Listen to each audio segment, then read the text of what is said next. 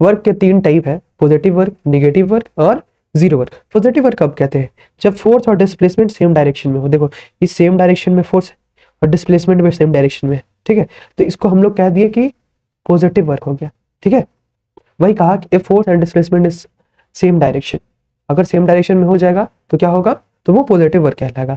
लेकिन अगर दोनों एक दूसरे के अपोजिट डायरेक्शन में होंगे तो उसको हम लोग क्या कहते हैं, तो नेगेटिव वर्क कहते हैं। वही लिखा हुआ है कि if force and displacement in opposite direction, ठीक है, then it is said the work is done in negative. And zero work क्या होता है, तो जीरो वर्क के लिए अगर फोर्स और डिस्प्लेसमेंट परपेंडिकुलर होगा एक दूसरे के तो उसको जीरो वर्क कहा जाता है। फॉर एग्जाम्पल के लिए बताओ कि मानो एक दीवार है, ठीक है, और मैंने इस इंसान को, इस लड़की को काम दिया कि ये मतलब एकदम से मानो बेरोजगार है, तो मैंने इसको काम दिया कि तुम्हें इस दीवार को क्या करना है, धकेलना है। अगर थोड़ा भी 1 mm में तुम इसको खिसका पाई, ठीक है, इस दीवार को, तो मैं तुम्हें 1 लाख रुपीज दूंगा। तो जनरल सिंपल सी बात, ये सुबह से शाम तक धक्का दिया बेचारे ने, इसकी एनर्जी लॉस हुई, लेकिन दीवार वही का वही रह गया। तो हम तो कहेंगे भाई तुमने तो कोई काम ही नहीं किया, किस बात के पैसे तुम्हें थे। तो सिंपल सी बात है कि इसमें क्या हुआ है कि ये सर्टेन डायरेक्शन था और ये 90 डिग्री एंगल पे लग रहा है, ठीक है।